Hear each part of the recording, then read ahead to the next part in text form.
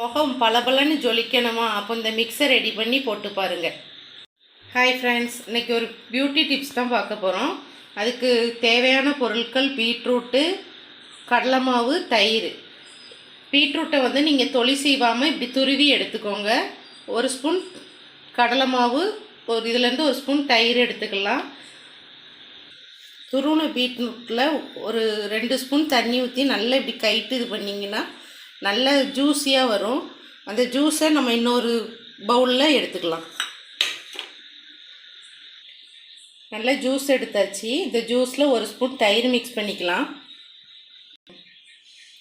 ஒரு ஸ்பூன் தயிர் மிக்ஸ் பண்ணிக்கலாம். நல்லா மிக்ஸ் பண்ணிக்கோங்க.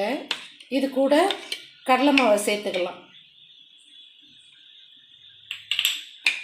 மூணையும் நல்லா மிக்ஸ் பண்ணிடுங்க. பீட்ரூட் ஜூஸு, தயிர், கடலை மாவு மூணையும் இந்த தோசை மாவு பதத்துக்கு மிக்ஸ் பண்ணிக்கோங்க. இதை வந்து ஃபேஸில் அப்ளை பண்ணி 20 மினிட்ஸ் ட்ரை ஆக விட்டுருங்க.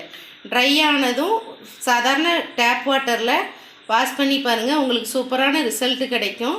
இது நல்ல ரிசல்ட் தரக்கூடிய மிக்ஸு. நீங்களும் வீட்டில் ட்ரை பண்ணி பாருங்கள். வீடியோ பிடிச்சிருந்தால் லைக் பண்ணுங்கள், ஷேர் பண்ணுங்கள், மறக்காமல் சப்ஸ்கிரைப் பண்ணுங்கள்.